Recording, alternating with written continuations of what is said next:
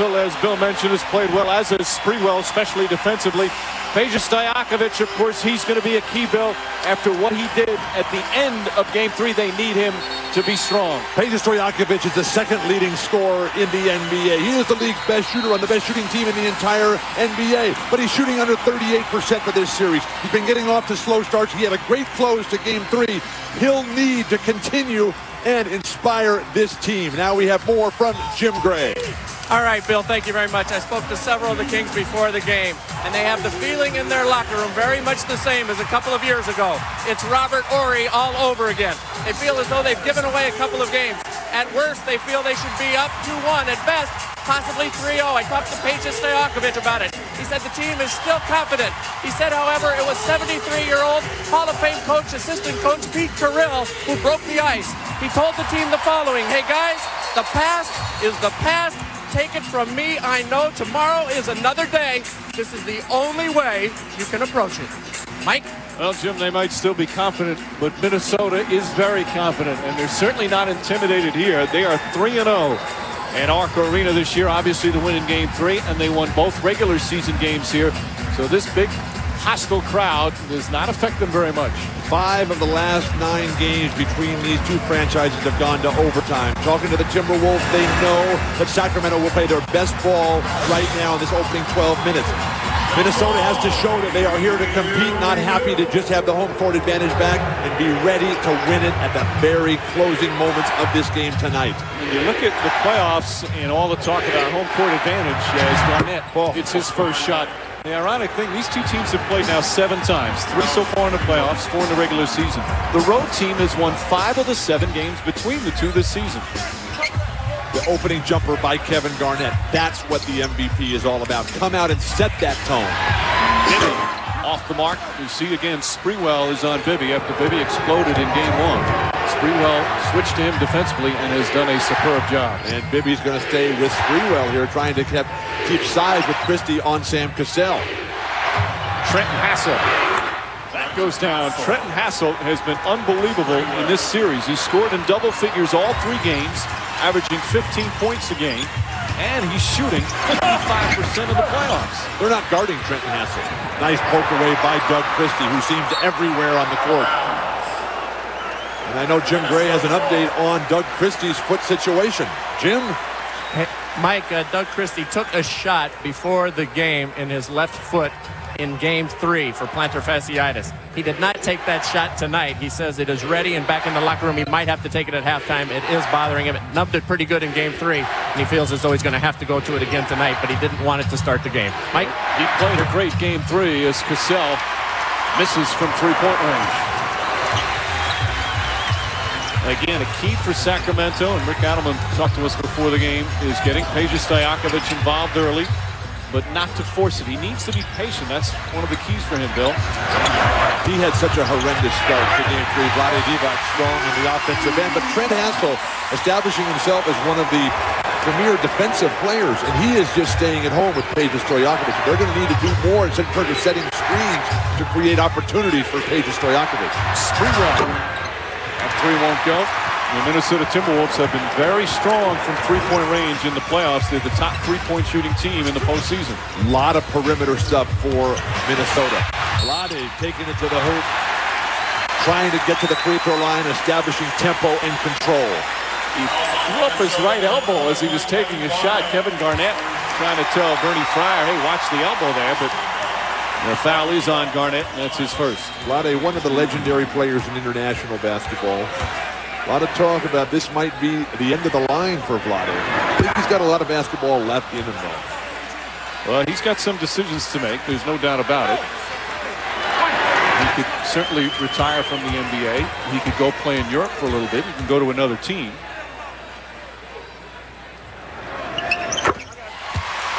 Mike, Vlade Divac has let the Maloofs know that he would like to continue playing if they can work it out, and he would like to stay here in Sacramento, not only next year, but beyond, Mike.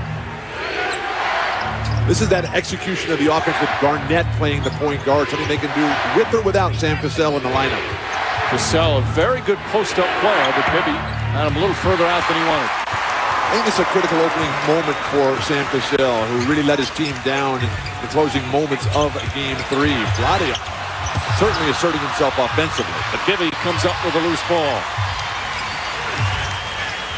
Oh, nice split. Bibby right, kicks it out. Well, he was going to shoot it over Garnett, and Chris Webber knocks it down. And the Sacramento Kings score 5 straight points. Bibby, when he does split that pick, he's looking to pass the ball, Mike. The Timberwolves have to make that adjustment and start anticipating that. A good poke away by Bibby, and then who gets a pork chop through his own jaw. Cassell said, you may have poked it away, but I'm not letting you get to the ball. As Cassell hit hard, Divac with a hard foul, but certainly a clean one. There's a couple of veterans who won't get involved in any of the nonsense. Nice competitive response by Sam Cassell. Divac then pushes Irvin Johnson, who comes over to have a word with Divac. You have veteran teams here. That's a great block by Vlade Divac. And then Sam comes right back and bumps him, smile on his face. Irvin Johnson standing in there saying nothing is going to come between my point guard and moving on to the Western Conference Finals. Sam Cassell, who fouled out in Game 3, picked up 5 fouls in the fourth quarter. His comment was, I know I'm a hack, but dang. That was mindless, senseless behavior by Sam Cassell, who's too good a player. I voted for him for first-team All-NBA point guard, and he thought that game was over. He was out there just goofing around. He cost his team an easy victory there. They were very fortunate to win in overtime. Cassell was second-team All-NBA as Webber knocks it down. Chris Webber talked after the Game 3, we need to get the ball in the low post to me. Well, he said a couple of jumpers to start off here in the first. He no longer takes it to the rack. Nice to talk about in a post-game interview. How about doing it in the game? Garnett, all for travel, took the extra hop step, and a turnover for Minnesota, their first. That was a key for them in Game 3 as Bibby lost it. How about it from Minnesota, Bill? Chris, they're always one of the better teams in terms of turnovers amongst the leaders in fewest per game. They had 18 turnovers in Game 1, but in Games 2 and 3 combined, they had 19 total. Pretty impressive. Particularly in such an up-tempo game. This series, by far, the highest scoring series in the entire NBA playoffs this year. Garnett.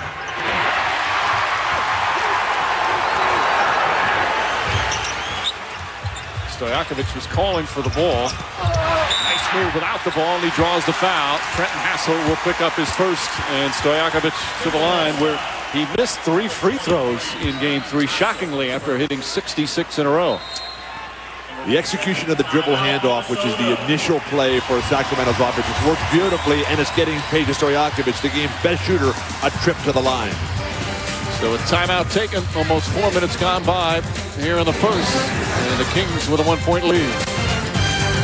Early first quarter of Game 4, and Sacramento with the 1-point lead. Of course, Peja Stojakovic had such a great regular season and had a terrific end to Game 3. But he has not shot the ball well in the playoffs, and certainly not in the postseason. The movement without the ball, the trademark of Peja Stojakovic's game, and the ability of the high post guys to put that ball right on the mark. Now, you talked about the great finish where Peja Stojakovic made 8 of his final 11 shots, including 4 3-pointers, Mike. But he missed 10 of his first 12 shots, which dug a huge and ultimately too deep of a hole for the Sacramento Kings. Stojakovic shooting just 29% from three-point range in the playoffs. And in this series, he's at 38% overall. And another missed free throw. That's 4 in 2 games. This is a guy who had a 65 free throw streak. 66. 2-point lead for the Kings. Of course, these games don't mean anything until 4 minutes are left, the way these two teams have got at it. But they have battled, not just in the playoffs, but in the regular season. And Garnett, in and out. Has Minnesota even attempted a drive to the hoop? Everything from way outside, even 3-pointers. Divac. Good help defense there from Irvin Johnson coming over. Kevin Garnett, the game's best rebounder, always has his biggest rebounding nights against this Sacramento team. Trent Hassel. And Minnesota's now missed their last 6 shots from the field. And no offensive rebounds whatsoever. You're not knocking down your shots. Get to the free throw line.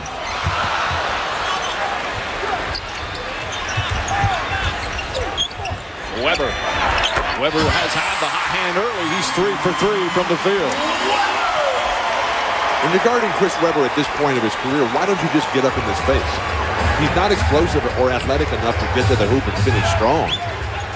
Weber's had his good days and bad days. There are some games during the end of the regular season and the playoffs where he was strong, but that knee is certainly not near 100%. There's some days where he looks like it's really bothering him. Zone defense here, trying to find a seam and poked away Christie. They got it back, but not before the shot clock expired.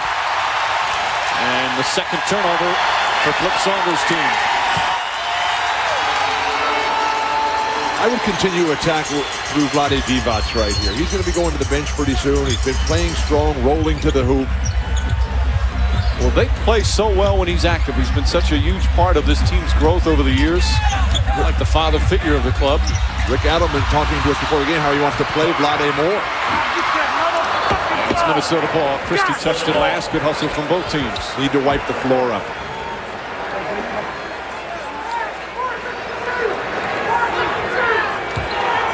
You're on top of that, Bill. It's so dangerous out there. And a guy slides across the floor. The ball's dead and out of bounds. Just bring the ball boy out real quick with the mop.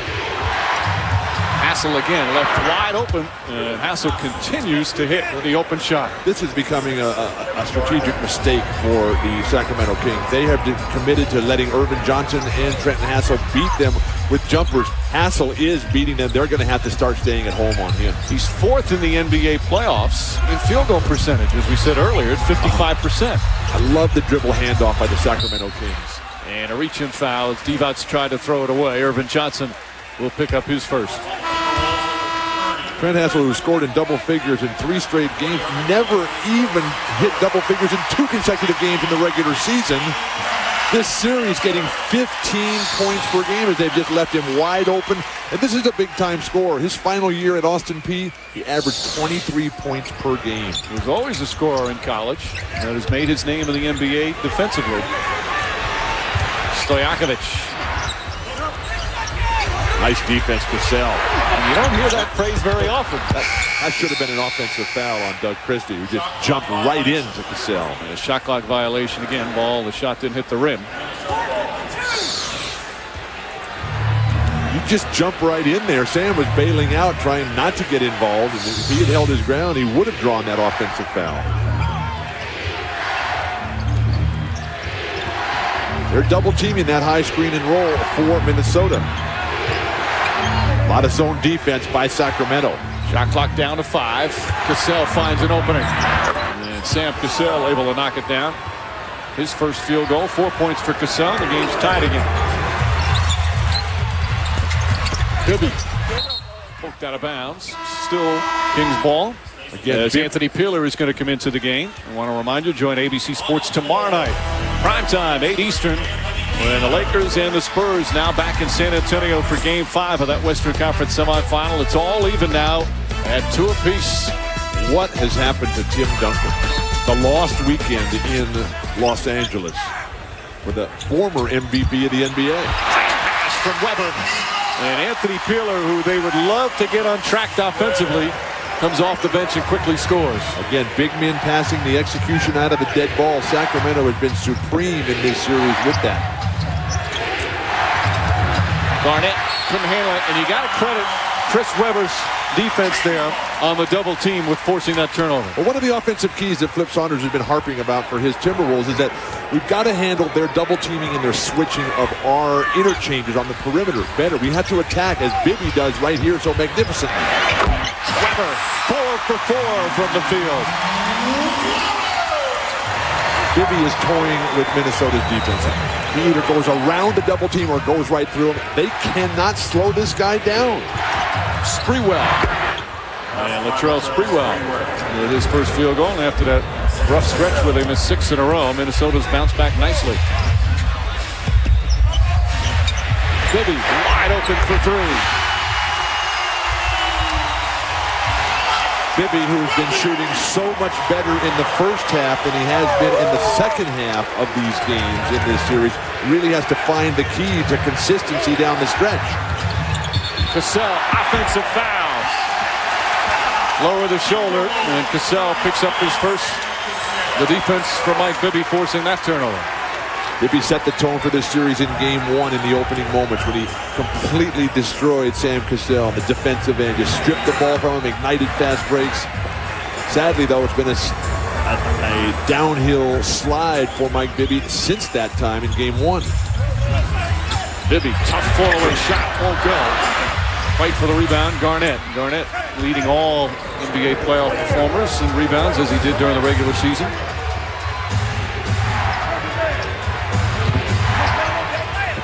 Hassel looking to post up Bibby. Nice. Finding Johnson. Well, I couldn't tell if he stepped out of bounds or a travel. Either way, it's a turnover. And some words exchanged between Sam Cassell and some of the Sacramento Kings. Anthony Peeler right in the middle of that. Spirited performance at the outset for the Kings. Sacramento shooting 54% from the field. They were the best shooting team in the regular season. They've struggled at times in the post all season long. They've lost 2 in a row. Trying to avoid the third as we look at the power forward matchup.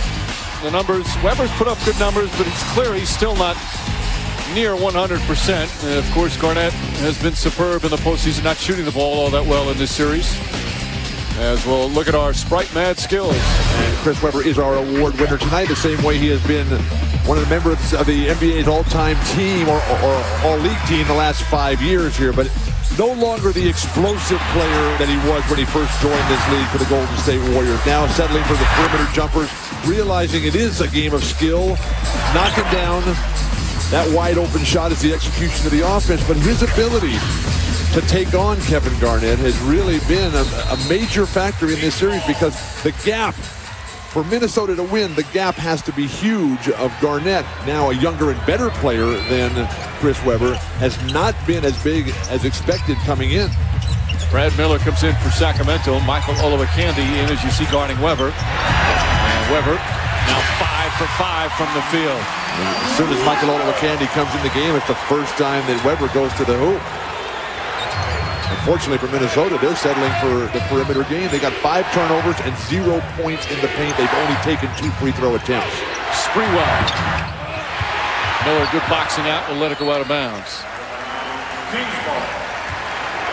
Again, this is one of the toughest places to win on the road. They were 34-7 during the regular season, but Minnesota had 2 of those 7 victories. And then you add the game 3 win. Beautiful pass. 6 for 6 for Webber. Minnesota, though, is the best road team in the NBA. They were tied with Indiana. 7-0 run here by the Sacramento Kings, keyed by the brilliant playmaking of Mike Bibby. Olowokandi calling for the ball.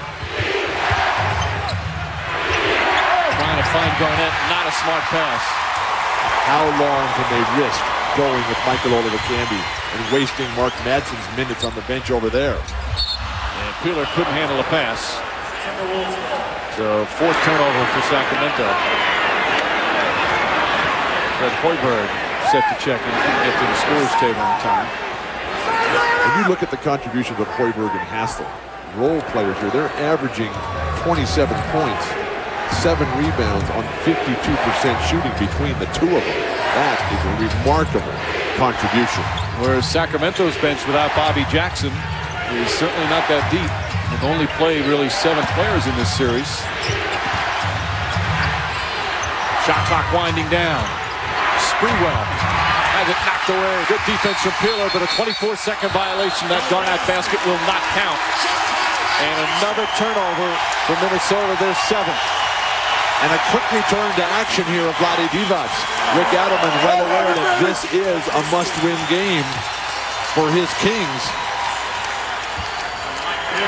Can Minnesota weather this initial onslaught of Sacramento?